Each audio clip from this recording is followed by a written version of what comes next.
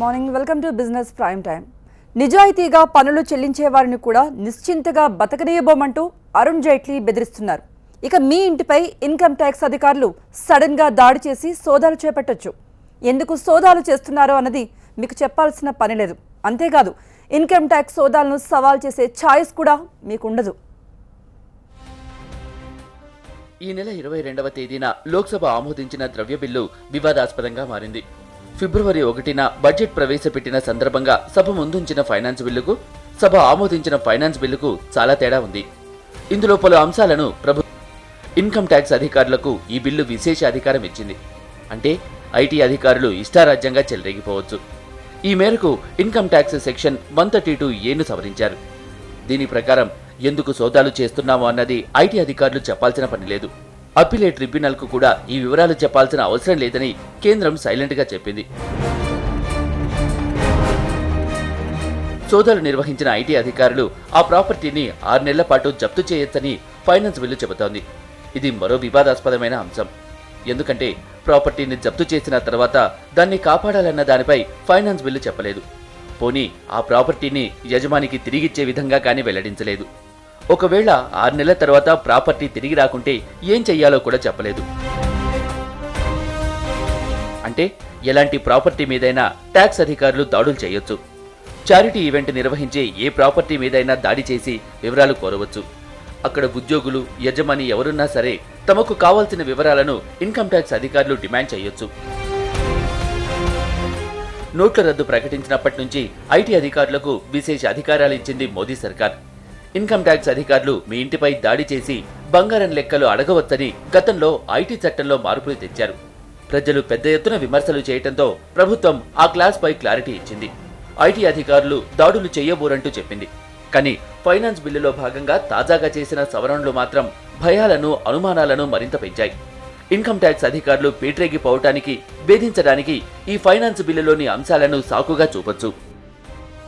దీంతో పాటే నగదు లావాదేవీలను 2 లక్షలకు పరిమితం చేసింది మోదీ సర్కార్. బ్లాక్ మనీ మీద ఏర్పాటైన సిట్ నగదు లావాదేవీలను 3 లక్షలు పరిమితం చేయాలంటే ఇంకా తగ్గించింది ప్రభుత్వం. ఈ లెక్కన ఎవరి అకౌంట్లో ఏమాత్రం ఎక్కువ సొమ్మున్నా, పెళ్లిళ్లు, చదువులు, చిన్న వ్యాపారాల కోసం డబ్బు ఖర్చు పెట్టినా ఇన్కమ్ ట్యాక్స్ అధికారులు దాడులు చేసే అవకాశం ఉంది. మొత్తం మీద ప్రజలకు ఐటీ నోటీసులు, బెదిరింపులు ఖాయమని ఆందోళన వ్యక్తమవుతోంది. ఇన్కమ్ ట్యాక్స్ రిటర్న్ దాఖలు చేయడానికి మరో మార్పును చేసింది ఫైనాన్స్ బిల్లు. ఐటీ రిటర్న్ కోసం ఇప్పటిదాకా పాన్ నెంబర్ను జత చేయాల్సి వస్తోంది. పాన్ నెంబర్ స్థానంలో ఆధార్ నెంబర్ని వాడాలని ప్రభుత్వం ఈ ఫర్మానాలో చెప్పింది. పాన్కు ఆధార్ను జత చేయకుంటే ఈ ఏడాది జూలై 1 నుంచి పాన్ నెంబర్లు చెల్లుబాటు కాదు. రాజకీయాలను ప్రక్షాళన చేస్తామంటున్న మోదీ పార్టీల విరాళాలకు తలుపులు బార్లా తెరిచారు. కార్పొరేట్ సంస్థలు తమ నికర లాభం నుంచి 7.5% వరకే రాజకీయ పార్టీలకు విరాళంగా ఇవ్వాలి. అంతకు మించి పార్టీ ఫండ్ ఇవ్వటానికి వీల్లేదు. కానీ 7.5% పరిమితిని తొలగించారు. అంటే కార్పొరేట్ సంస్థలు పొలిటికల్ పార్టీలకు ఇష్టారాజ్యంగా విరాళాలు అందించవచ్చు. అంతేకాదు తాము ఎవరికి విరాళాలు ఇచ్చామన్నది కూడా ప్రైవేట్ సంస్థలు వెల్లడించాల్సిన అవసరం లేదు. ఈ నిబంధన కూడా సైలెంట్గా చేసిందే. ఎందుకంటే అరుణ్ జైట్లీ తన బడ్జెట్ ప్రసంగంలో రాజకీయ పార్టీలకు నగదు విరాళాన్ని 20,000 నుంచి 2,000కు తగ్గించారు. ఇది గొప్ప పనిగా చెప్పుకున్నారు. నగదు విరాళాన్ని తగ్గించారు గానీ ఇతరత్ర విరాళాలకు మాత్రం దొడ్డిదారున అనుమతించినట్లు అవుతుందని విమర్శలు వస్తున్నాయి. మొత్తం మీద ఫైనాన్స్ బిల్ చడి చప్పుడు లేకుండా సామాన్యుణ్ణి దొంగదెబ్బ తీసిందనే ఆరోపణలు వస్తున్నాయి. ఇన్కమ్ ట్యాక్స్ కు విశేష అధికారాలిచ్చి రాజకీయ పార్టీల నిధులకు తలుపులు బార్లా తెరవడం అంటేనే కొత్త గందరగోళానికి దారితీసే అంశం. కానీ ఇంతటి ప్రమాదకరమైన మార్పులపైన మన రాజకీయ పార్టీలు మాత్రం నోరు మెదపటం లేదు. ఇదే అంశం మీద మనం డిస్కస్ చేద్దాం. మనతో పాటు సుకుమార్ బిజినెస్ ఎక్స్పర్ట్ మనతో ఉన్నారు. Sai Prasad retired IRS officer కూడా మనతో ఉన్నారు. వీరిద్దరితో మాట్లాడదాం. సుకుమార్ గారు, ఎందుకు మోదీ సర్కార్ ఇంతగా జనాన్ని బెంబెలెత్తిచ్చేస్తుంది? అంటే లాస్ట్ మినిట్లో ఫినాన్స్ బిల్లు ఎందుకు మార్పులు చేశారు? ఇన్కమ్ ట్యాక్స్ అధికారులకు ఎందుకు ఈ విధంగా అధికారాలు ఎందుకు ఇస్తున్నారంటారు? ముఖ్యంగా ప్రజలకు తెలియాల్సిన విషయాలు ఏవైతే ఉన్నాయో వాటిని పక్కకు పెట్టి ప్రజల్ని ఎవరైనా ఒక 2 లక్షల రూపాయలు, 3 లక్షల రూపాయలు ట్రాన్సాక్షన్ చేస్తే వాళ్ళని మీరు దొంగ అని చెప్పడానికి ఇన్కమ్ ట్యాక్స్ అధికారులకి విశేషాధికారులు ఇవ్వడం జరిగింది. దీనివల్ల ఏమవుతుందంటే ఎవరినైనా ఇన్కమ్ ట్యాక్స్ డిపార్ట్మెంటు నువ్వు దొంగ అని చెప్పాలి, కానీ ప్రూవ్ చేసుకునే విషయానికి వస్తే మాత్రం ఎదుటి వాళ్ళు ఇబ్బందులు పడి ఆ డబ్బులు ఎక్కడి నుంచి వచ్చాయి, ఏమి, ఇవన్నీ కూడా లెక్కలు చెప్పే పరిస్థితి ఉంది. ఇది ఒక కామన్ మ్యాన్ పర్స్పెక్టివ్లో తీసుకుంటే, దీన్నే నెక్స్ట్ లెవెల్కి తీసుకెళ్తే చిన్న చిన్న కంపెనీలు కార్పొరేట్ జోలికి వెళ్ళే ధైర్యం ఎట్లాగో ఉండదు కాబట్టి చిన్న చిన్న కంపెనీలకి ఏమవుతుందంటే వాళ్ళ బ్యాంక్ అకౌంట్స్ ఫ్రీజ్ చేయడం, ఈ ప్రతిదానికి ఒక నోటీస్ పంపించేసరికి ఏమవుతుందంటే ఆ ఇన్వెస్ట్మెంట్ అట్మాస్ఫియర్, ఇక్కడ వ్యాపారం చేయాలనే అట్మాస్ఫియర్ కూడా కొంచెం డిస్టర్బ్ అవుతున్న మాట వాస్తవం. దీంతోపాటు ఏంటంటే మీరు ఎక్కడ చూసినా కూడా అంటే గోల్డ్ మీద ఫైనాన్స్ మినిస్టర్ గోల్డ్ని మేము అడగము అని చెప్పి నోటి మాటగా చెప్పారు తప్ప ఎక్కడ ఫైనాన్స్ బిల్లో దానికి స్పెసిఫిక్గా ఎక్కడ రాయలేదు, దాని గురించి చెప్పలేదు. అంటే ప్రతి ఎలక్షన్కి వాళ్ళకి శక్తి సామర్థ్యాలు పెరుగుతున్న కొద్దీ, సీట్లు పెరుగుతున్న కొద్దీ, రాష్ట్రాల్లో వాళ్ళ హవా పెరుగుతున్న కొద్దీ వాళ్ళకి ఇష్టం వచ్చింది చేసుకుని వెళ్ళే పరిస్థితికి ఈరోజు బీజేపీ గవర్నమెంట్ వచ్చినట్టుగా మనకు చాలా స్పష్టంగా కనిపిస్తుంది. దీనివల్ల ఏమవుతుందంటే రాను ప్రతి ఒక్కరికి భయం. 2 లక్షల రూపాయలు 3 లక్షల రూపాయల ట్రాన్సాక్షన్ ఒక పెళ్లిళ్ళకో దేనికైనా తీసుకోవాలంటే కనుక బ్యాంక్ దగ్గరికి వెళ్తే 2 లక్షలు దాటగానే దానికి 100% పెనాల్టీ అని చెప్పడం. సో వీటిని చడి చప్పుడు లేకుండా ఈ బిల్స్ అన్ని తీసుకురావడం, ఇవన్నీ చూస్తే రాబోయే రోజుల్లో ఈ డిమానిటైజేషన్ వల్ల ఎన్ని డబ్బులు ఆర్బీఐ దగ్గర ఉన్నాయనే దాని మీద క్లారిటీ రాకుండానే మీరు మొత్తం డబ్బులు తీసుకొచ్చి బ్యాంకుల్లో డిపాజిట్ చేస్తారా, మీ పని చెప్తామని చెప్పి ప్రభుత్వం కక్ష సాధింపు చర్యగా చేస్తున్నట్టుగా ఉంది తప్ప వేరే విధంగా కనిపించడం. సాయి ప్రసాద్ గారు, అంటే మనం ఈ ఫైనాన్స్ బిల్ చూసినట్లయితే ఎవరైతే నిజాయితీగా బతుకుతారో వాళ్ళకు కూడా ఇబ్బందులు తప్పవని మనకు క్లియర్గా అర్థమవుతుంది. అంటే ఏ ప్రాపర్టీ పైన ఐటీ అధికారులు దాడులు చేసే అవకాశం ఉంది అంటున్నారు. ఎలా? ఒకటండి, ఇప్పుడు వీళ్ళు పవర్కి రాకముందు ఇదే party, ruling party, tax terrorism అనేది ఉండదు, మేము వచ్చిన తర్వాత చాలా ప్రశాంతంగా ఉంటుంది అని చెప్పి ప్రామిస్ చేశారు. అప్పుడు ట్యాక్స్ టెర్రరిజం అని చెప్పి ఏ సందర్భంలో చెప్పారు? చాలా పెద్దవాళ్ళ గురించి చెప్పారు. వాళ్ళు పెద్ద పెద్ద కంపెనీస్, వడాఫోన్ కంపెనీ కానివ్వండి, ఇలాంటివన్నీ 1,000 కోట్లు ట్యాక్స్ డిమాండ్ రేజ్ చేస్తూ ఉంటే, టీడీఎస్ అది కూడా రెగ్యులర్ డిమాండ్ కాదు, వాటికి కాస్త ఊరట కలిగించేదానికి ట్యాక్స్ టెర్రరిజం ఉండదు అంటే సామాన్య మానవునికి కూడా అదే ప్రిన్సిపల్ వర్తిస్తుందని చెప్పి మనం అనుకున్నాం. ఇప్పుడు రివర్స్ అయింది. వీళ్ళు పెద్ద దొంగ దెబ్బ తీస్తున్నారు, ఇన్కమ్ ట్యాక్స్ అధికారులకు చాలా అధికారులు ఇస్తున్నారు అది ఒక మాట అయితే, అంతకన్నా పెద్ద దొంగ దెబ్బ ఒక ఫైనాన్స్, ఒక మనీ బిల్లో ఇవన్నీ ఇవ్వడం. అది రాజ్యసభలో అబ్జెక్ట్ చేశారు. ఆర్టికల్ 110 కింద మనీ బిల్ అంటే ఏంటి, ఫైనాన్స్ బిల్ మనీ బిల్లు, దానిలో మీరు చేసే పనులు ఏంటి అని. కాబట్టి ఒక పెద్ద దొంగ దెబ్బను వాళ్ళు కాచుకున్న తర్వాత, అంటే దాన్ని తప్పించుకున్న తర్వాత ఇవన్నీ చాలా చిన్నగా కనిపిస్తుంది. కారణాలు చెప్పకపోవడం, ఒకవేళ కారణాలు ఇంతకుముందు చెప్పారనుకుందాం, మనకి ఏం సందర్భం ఉంది. ఇప్పుడు ఒక 3 ప్రొవిడెన్స్ గురించి బాధపడుతున్నాం. ఏంటి, వీళ్ళు ఇప్పుడు సెర్చ్ చేస్తే, సోదా చేస్తే కారణాలు చెప్పనక్కర్లేదు అని. దానిలో ఎంత ఇల్లాజికల్ సెన్స్ ఉందంటే కాస్త వాళ్ళు ఆలోచించుకోవాలి. రైడ్ చేసే ఆఫీసర్ వేరే, అసెస్మెంట్ చేసే ఆఫీసర్ వేరే. రైడ్ చేసే ఆఫీసర్ ఎంత పెద్దవాడైనా అండి, అతను ఎవిడెన్స్ తీసుకుంటాడు. ఇన్కమ్ ట్యాక్స్ ఏది ఇన్కమ్ ట్యాక్స్ ఎవైడ్ అయిందన్న దానికి ఆధారం తీసుకుంటాడు. అది అసెసింగ్ ఆఫీసర్ని అతను ఇంకొక డిపార్ట్మెంట్, ఇంకొక వింగ్లో ఉంటాడు. అతనికి ఈ సెర్చ్ మెటీరియల్ అంతా పంపించాలి. అతనికి కూడా కారణాలు చెప్పొద్దు అంటే అసలు ఇన్కమ్ ట్యాక్స్ అసెస్మెంట్ చేయకూడదు అని అర్థం. నిజంగా దాన్ని ఇప్పుడు వాళ్ళు చేసిన అమెండ్మెంట్ని కరెక్ట్గా కోర్టు వాళ్ళు ఇంటర్ప్రిట్ చేశారంటేనండి అసలు అసెస్మెంట్ చేసే అవకాశం కోల్పోతుంది డిపార్ట్మెంట్. దానివల్ల ఫలితం ఏంటి, ట్యాక్స్ రైజ్ చేయాలి కదా, ఊరికే దాడి చేసే ఏం లాభం. దీనికంతా ఒకే ఒక ప్రొటెక్షన్ ఏంటంటే, ఒకప్పుడు గోల్డ్ కంట్రోల్ యాక్ట్ అని ఉండేది. దానిలో సోదాలు జరిగినప్పుడు ఏదైనా పొరపాటు జరిగితే, లేకుంటే ఆ సోదాలు నిరుపయోగం అని తేలితే ఆఫీసర్ పైన పెనాల్టీ ఉండేది. అది తీసుకురావాలి. కనీసం ఇప్పుడు రాజ్యసభలో ఉంది, రాజ్యసభలో వాడు చెప్పాలి, అయ్యా మీరు కారణాలు చెప్పడం లేదు, మా ఇంటికి వస్తున్నారు, ఆస్తులు జప్తు చేస్తున్నారు, మాకు ఇచ్చిన మీరు జప్తు చేసిన ఆస్తుల్లో అవన్నీ ఎక్స్ప్లెయిన్ చేయగలిగాము అని తెలిసిన, లేకుంటే మీ సోదాల్లో పొరపాటు ఉంది అని తెలిసిన, మీరు మాకు ఒక 10 లక్షల కాంపెన్సేషన్ ఇవ్వాలి సిటిజన్కి, పౌరునికి, లేకుంటే కనీసం ఆఫీసర్కు పనిష్మెంట్ అన్న పడాలి అని పాత గోల్డ్ కంట్రోల్ చట్టంలో ఉండే ప్రొవిజన్ తీసుకురావాలని చెప్పి ఇప్పుడైనా వాళ్ళు రాజ్యసభలో ఎవరో ఒకరు అడగాలి. ఎస్ సుకుమార్ గారు, బంగారం విషయంలో వెనక్కి తగ్గారని మనం చూసాం, వాళ్ళు కూడా చెప్పడం జరిగింది. కానీ ఇప్పుడు ఎప్పుడైనా సరే దాని మీద తనిఖీలు చేసుకోవచ్చు అని అడ్డగోలుగా ఒక ఫినాన్స్ బిల్లో దాన్ని మనం చూసినట్లయితే దీన్ని ఎలా అర్థం చేసుకోవాలి? మనం గమనించవలసింది అది కేవలం నోటి మాటే అండి. ఎక్కడ కూడా దాని ఫైనాన్స్ బిల్లో కానీ ఎక్కడ దాన్ని ప్రొటెక్ట్ చేస్తూ, అంటే 500 గ్రాముల, 200 గ్రాముల, 100 గ్రాముల, దీనికి సంబంధించి ఎక్కడా కూడా ఒక క్లారిటీ ఇవ్వలేదు. స్టిల్ క్లారిటీ లేకుండా బుల్డౌజ్ చేసుకుంటూ ప్రతిదాన్ని కూడా ముందుకు తీసుకెళ్తున్న పరిస్థితి ఈరోజు కనిపిస్తుంది. ఒకవైపు ఏమో 2000 రూపాయల నోట్లు ఇవన్నీ కూడా బ్యాంకుల్లోకి వెళ్ళి బ్యాంకుల నుంచి సామాన్యుడికి అందుబాటులోకి రాకుండా ఇవాళకి కూడా ఏటీఎంలు పనిచేయలేని పరిస్థితి ఉంది. బ్యాంకులకు వెళ్తే 5000 రూపాయలు, 10,000 రూపాయల కన్నా మార్చి 13వ తారీఖు నుంచి అన్లిమిటెడ్ విత్డ్రాయల్ అన్నారు. ఈరోజు ఏమైంది, 10,000 రూపాయలు, 5,000 రూపాయలకు కూడా క్యూలో నుంచి తీసుకునే పరిస్థితి వచ్చింది. సో దీనివల్ల ఇంపాక్ట్ అవుతుంది ఎవరు అంటే, డబ్బులుండి ట్యాక్స్ ఎగ్గొట్టి నల్లధనాన్ని పేర్చుకున్న వాళ్ళందరూ హ్యాపీగానే ఉన్నారు. బట్ కామన్ మ్యాన్కి వచ్చేసరికి ఈ ప్రాబ్లమ్స్ ఎందుకు అని.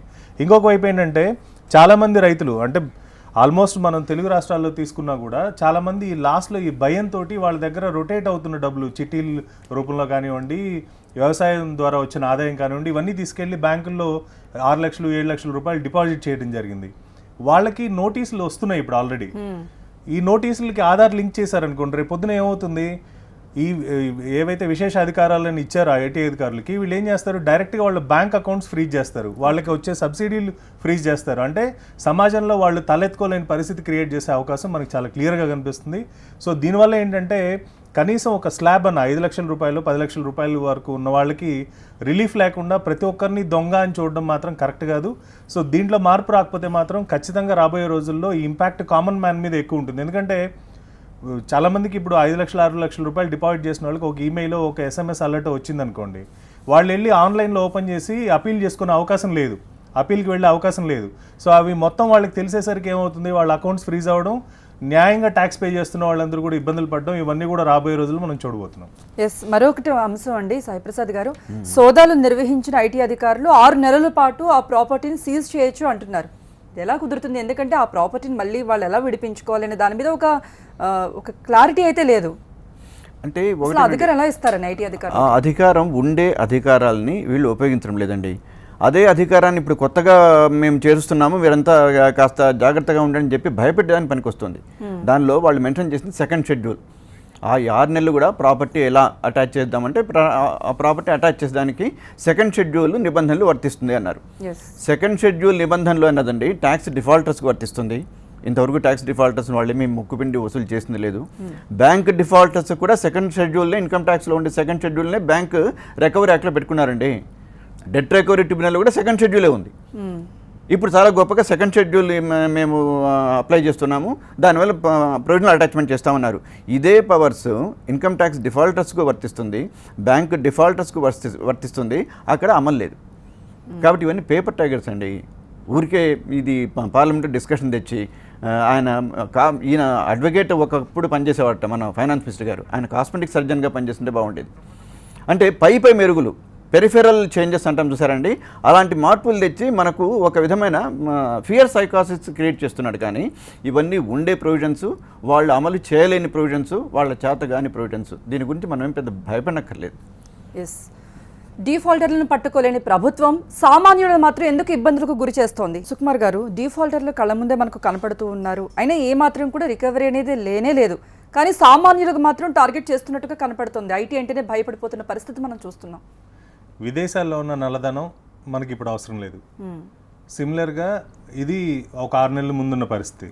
6 నెలల తర్వాత ఏమైంది, ఇక్కడ లోకల్గా ఉన్న మన డొమెస్టిక్గా ఉన్న అంటే మన భారతదేశంలో ఉన్న బడా బాబులు ఎవరైతే ఉన్నారో వాళ్ళ నల్లధనం అన్నారు, అది ప్రస్తుతానికి మనకు అవసరం లేదు.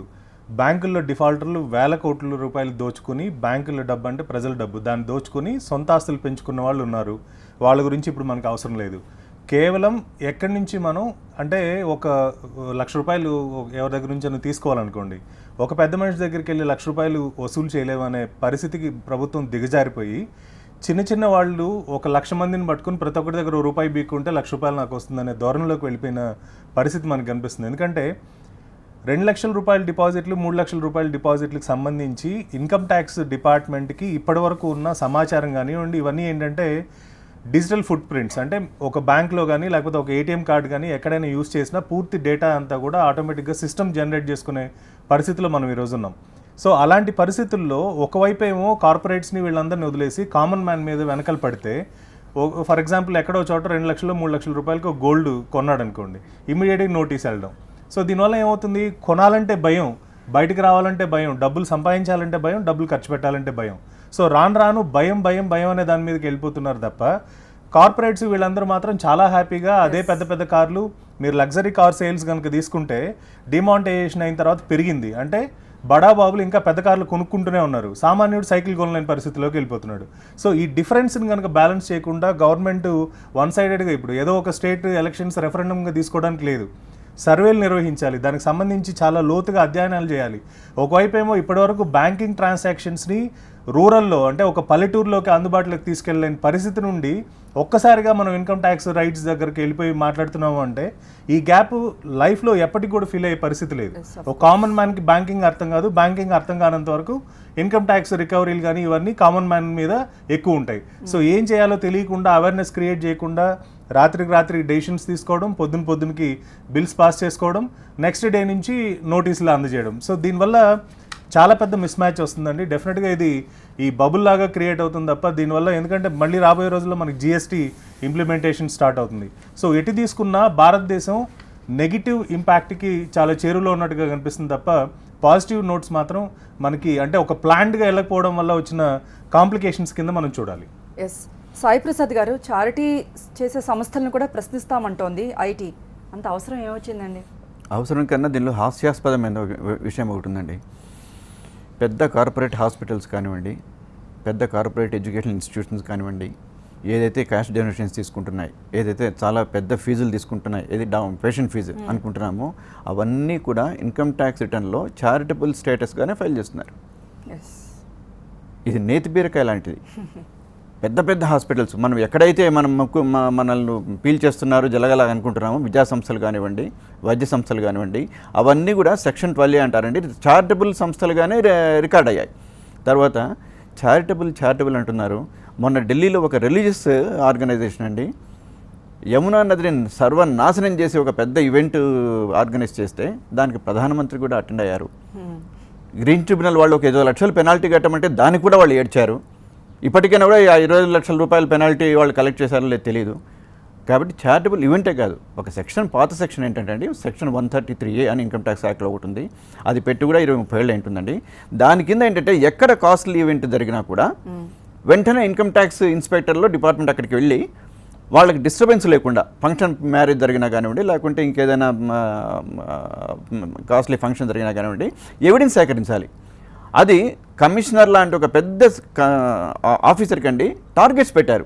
అయ్యా ఈ సెక్షన్ 133A కింద ఎవరైనా చాలా ఖర్చు పెట్టి డాబుగా కానీ ప్రదర్శన చేస్తూ ఉంటే మీరు సంవత్సరానికి ఒక కేసు ఇవ్వండి అన్నారండి కమిషనర్కి. అది టార్గెట్ పెడితే 20 ఏళ్ల నుంచి ఒక్క కమిషనర్ కూడా ఆ సెక్షన్ 133A కింద ఇంతవరకు వెళ్ళదు. అపెండిసైటిస్ లాగా ఉండిపోయింది. అంటే అపెండిసైటిస్ పర్పస్ ఏంటో తెలియదు బాడీకి. కాబట్టి ఇప్పుడు వీళ్ళేదో కొత్తగా మేము చేశాము, కత్తి జలిపిస్తాము అంటే ఇది ఒక సీక్రెట్ అజెండా. ఎందుకంటే ఇప్పుడు ఎలక్ట్రల్ బాండ్స్ పెట్టారు, పొలిటికల్ డొనేషన్స్కి కాస్త ముసుగు కాస్త ఇంకా కవర్ చేశారు. సాయి ప్రసాద్ గారు, అదే అడగబోతున్నా. అంటే ఇప్పుడు కార్పొరేట్ సంస్థలు పార్టీలకు భారీగా విరాళాలు ఇవ్వచ్చు అనేది మనకు క్లియర్గా కనబడుతుంది. అంటే ఏ దొడ్డిదారిని ఎంత విరాళాలను ఇవ్వచ్చు. ఇదే పరిస్థితి కార్పొరేట్ సంస్థలకు కొమ్ము కాసే అవకాశం ఉంటుంది కదా ప్రభుత్వం. దానికి దీనికి లింకు. ఎందుకంటే ఇవన్నీ మేము తెస్తున్నాము అని చెప్పేది మనం భయపెట్టినట్టుగా చేసేసి తర్వాత అక్కడ లిమిట్ తీసి పట్టేశారంటే వాళ్ళు అనుకున్న మొత్తాల్లో వచ్చి వాళ్ళ ఖాతాలో పడుతుంది అనేది ఒక సీక్రెట్ అజెండా అని అనిపిస్తుంది. గవర్నమెంట్ సర్వెంట్గా పనిచేశాను, ప్రభుత్వాన్ని విమర్శించకూడదు అని చెప్పి ఎంత నాకు మనసులో కాస్త గిల్టీ ఫీలింగ్గా ఉన్నా కూడానండి, వీళ్ళు చేసే చర్యలు చాలా తప్పుగా అనిపిస్తుందండి. ఆ పొలిటికల్ కాంట్రిబ్యూషన్ అనేది మాత్రం ఆ లిమిట్ తీసేయడం కానివ్వండి, ఎలక్ట్రల్ బాండ్స్ పెట్టడం కానివ్వండి, అవి రెట్రోయాక్టివ్. అది ఇంకొక ముఖ్య విషయం అండి, ఇందాక సాయిప్రసాద్ గారు అన్నట్టు అన్నీ ప్రభుత్వానికి కావాలి అంటే ఇన్కమ్ ట్యాక్స్ పే చేయలేదు అని అంటే వాళ్ళ మీద రైడ్లు చేయాలి, వాళ్ళ బ్యాంక్ అకౌంట్లు ఫ్రీజ్ చేయాలి, వాళ్ళని ఇబ్బంది పెట్టాలి, వాళ్ళని సమాజంలో పనికిమాలిన వాళ్ళు చేయాలి. ఇన్ని టార్గెట్స్ అటువైపు ఫిక్స్ చేస్తున్నారు కదా. సంక్షేమం వైపు ఏం చేస్తున్నారు? వైద్యం, విద్య, ఈ రెండింటికి సంబంధించి కార్పొరేట్ హాస్పిటల్స్లో యాజ్ ఇట్ ఈస్గా నడుస్తుంది. ఓన్లీ కేవలం స్టంట్లు ఏదో 1,40,000 నుంచి 50,000 రూపాయలకి తగ్గించినంత మాత్రాన దాంట్లో ఏం లేదు. హాస్పిటల్స్ ఏం చేస్తాయి? 1,40,000 ఈజ్ ఎ టార్గెట్. 1,40,000 50,000 స్టంట్ వేస్తే 90,000 రూపాయలు ఎగ్జామినేషను ఇది అవి ఇవి అని చెప్పి దాని మీద డబ్బులు వసూలు చేసే పరిస్థితి ఉంది. సో కార్పొరేట్ హాస్పిటల్స్ మీద, కార్పొరేట్ విద్యా సంస్థల మీద కంట్రోల్ లేకుండా కామన్ మ్యాన్కి ఈ రెండు అందుబాటులోకి తీసుకురాకుండా ఎన్ని ప్రయత్నాలు చేసినా కూడా అది కేవలం బెదిరించడానికి, కార్పొరేట్లకి సపోర్ట్గా ముందుకి తీసుకెళ్ళడానికి తప్ప వేరే మార్గం కింద మనం చూడడానికి లేదు. ఓకే సుకుమార్ గారు, కమింగ్ వీక్ స్టాక్ మార్కెట్లు ఎలా ఉండబోతున్నాయి? ముఖ్యంగా మార్కెట్స్కి ఫస్ట్ రిలయన్స్ ఇండస్ట్రీస్ 1 year పాటు ఈక్విటీ డెరివేటివ్స్ నుంచి బ్యాన్ చేయడం జరిగిందండి. ఫ్రైడే రోజు మార్కెట్స్ అయిన తర్వాత ఆ ఇన్ఫర్మేషన్ సెబీ చెప్పడం జరిగింది. సో ఇందాక మనం అంటే డిస్కషన్లో ఇంతకుముందు మనం మాట్లాడినట్టు సెబీ బ్యాన్ చేస్తూ ఒక ఆర్డర్ పాస్ చేయడం, వెంటనే రిలయన్స్ మేము దీన్ని ఫైట్ చేస్తాం, ఇది మేము అగైనెస్ట్గా సెబీ తప్పు చేసిందని చెప్పి చెప్పడం. అంటే ఒక కామన్ మ్యాన్కి అసలు వెనకాల ఇమీడియట్గా ఏం చెప్పుకోవడానికి ఉండదు, బ్లాక్ అయిపోతాడు. వెరస్ కంపెనీస్కి మాత్రం ఇలాంటి వెసులుబాట్లు ఉంటాయి. సో మార్కెట్ కొద్దిగా మనకి మండే రోజు వీక్ అయ్యే chances because of Reliance industries కనిపిస్తుంది. ఎందుకంటే వాళ్ళు ఇన్సైడర్ ట్రేడింగ్ చేశారు, ఇన్వెస్టర్స్ని చీట్ చేశారనే టాపిక్ మీద సెబీ వాళ్ళకి పెనాల్టీ కూడా వేయడం జరిగింది, బ్యాన్ చేయడం జరిగింది.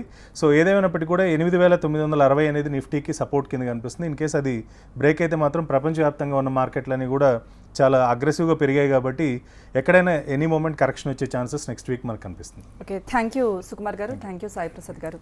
ఇది వాటి బిజినెస్ ప్రైమ్ టైం. చూస్తూనే ఉండండి TV9.